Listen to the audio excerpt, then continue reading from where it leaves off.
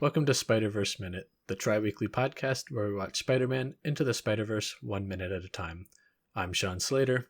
And I'm his sister Caroline. And today we begin minute 81 with a time-lapse looking over the Brooklyn Bridge and ending a minute later with Miles' dad talking to a door. I have titled this minute, Dad Shows Up. Yeah, this is... I'm a little sad that this minute cut where it did, because it's the two... It splits the speech into two parts.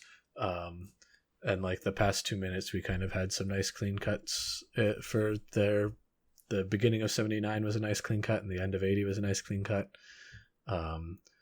But before we get to his dad, just want to touch on the time lapse real quick.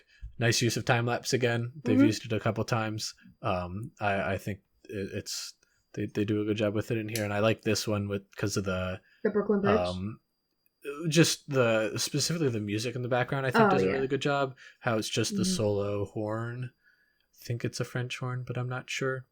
I'm bad at identifying those kind of horns. Maybe. Yeah. Maybe it's a muted trumpet. I don't know. They are very hard to identify sometimes. But yeah, I love just the like long drawn out notes it plays, and then how it just kind of goes to silence for a little bit. And the music doesn't pick back up until like a little bit into Jeff's speech.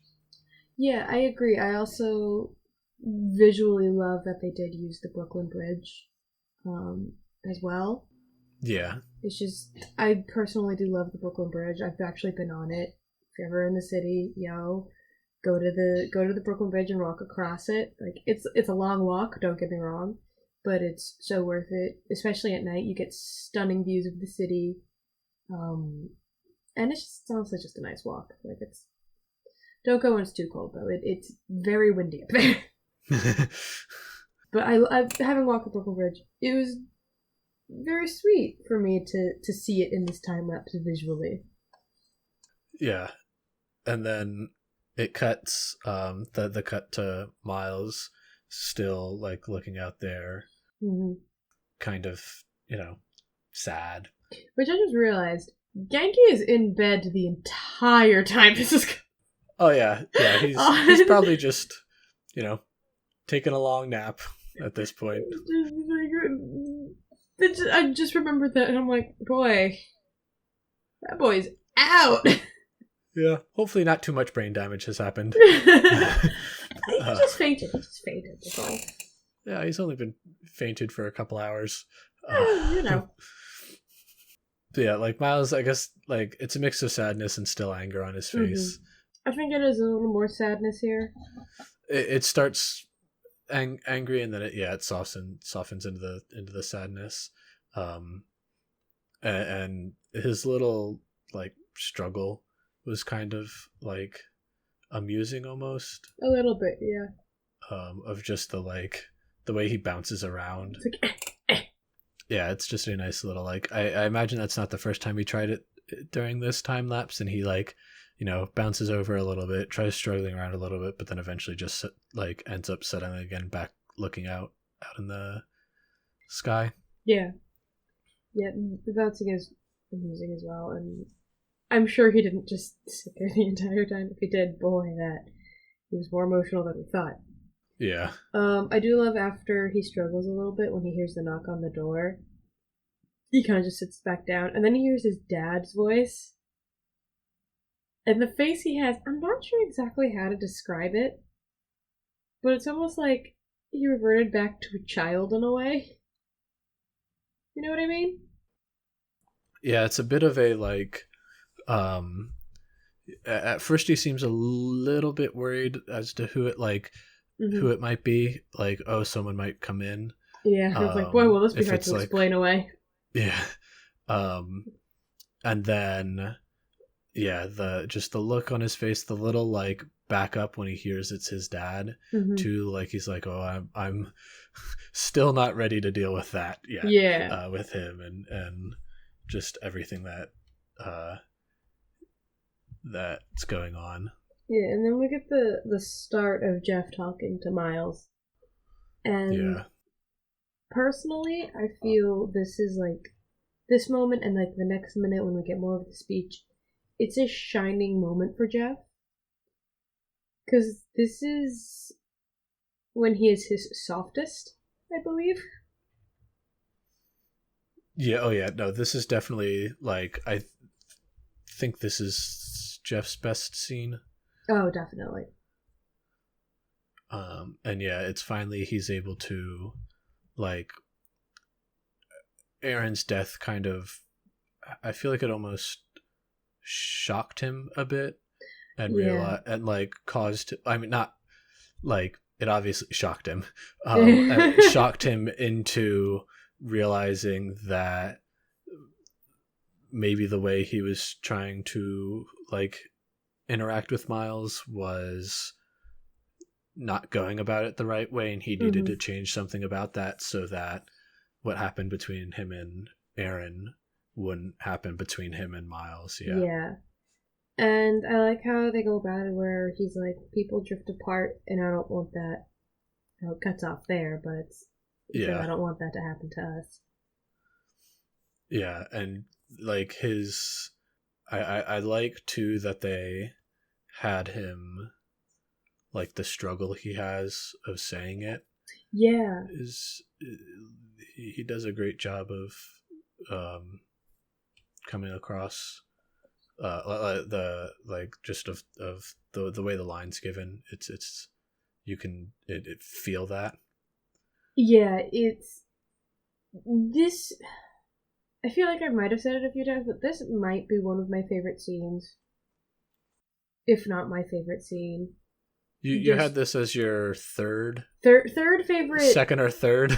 It's the third time I've cried. Oh, maybe that's what it was. Yeah, like because I said there's 3 times I cry in this movie. Every time. First is Peter's death. Second is Aaron's death, and then third is this speech. Yeah. So like this speech always gets me. Like I always shed a few tears. And it's such a powerful woman and I just love this pleading that Jeff does. Yeah, I mean you said it perfectly. I don't really know what else to add. Yeah. And we'll get into the contents of his speech on in next week, but just the one thing that I really wanted to touch on Hmm. or that I really thought was nice in this part was when um Jeff says still ignoring me. Mm. Like I get it. It is the way Miles reacts to the like sadness in his voice Hmm. and kind of like I think that's also a moment of realization for Miles where um he kind of sees how his actions are affecting his dad as well. Yeah. And it was like up until this point it was just, you know, Miles was just being a moody teenage son. And this was kind of his moment of realization that it's not his realization that he cares about that his dad cares about him, but I don't know how to phrase it exactly, but he's got that just that great look of sadness on his face when he hears that. Yeah, I don't really know how to put it to words either, but like I know what you mean. Yeah. Like I get it, I get it. I wish I could figure out the wording to say because hopefully our listeners know what we mean, or else that's gonna be like I don't know what you mean. But it's sort of like this. My dad cares more than just how I act and what I'm doing.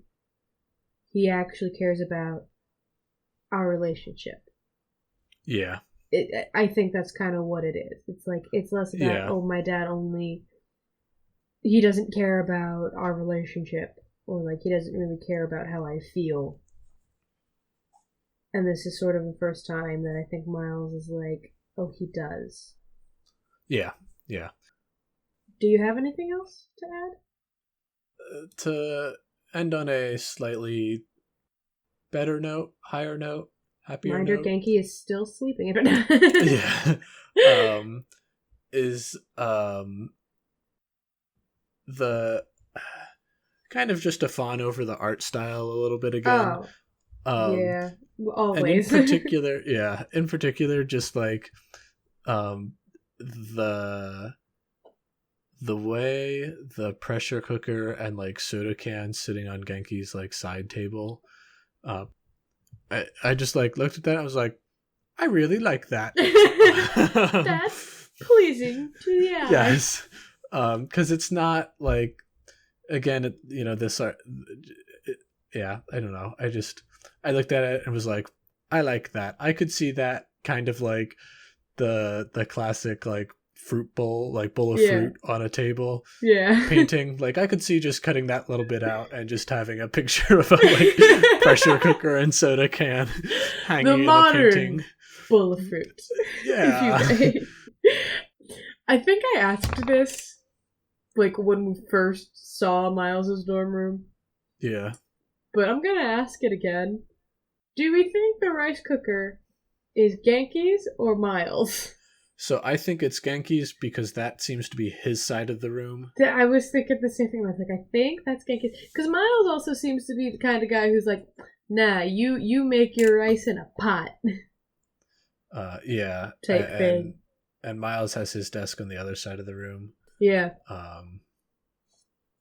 So yeah, I want to lean towards that's Genki's, but you think they share it every now and again? Probably.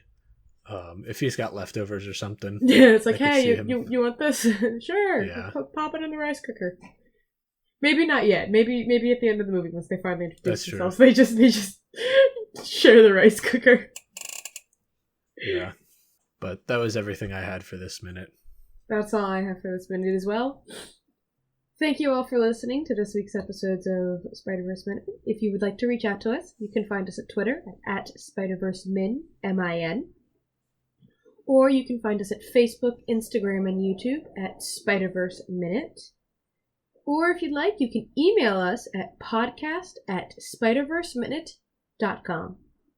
Until next time, thanks for listening. Bye.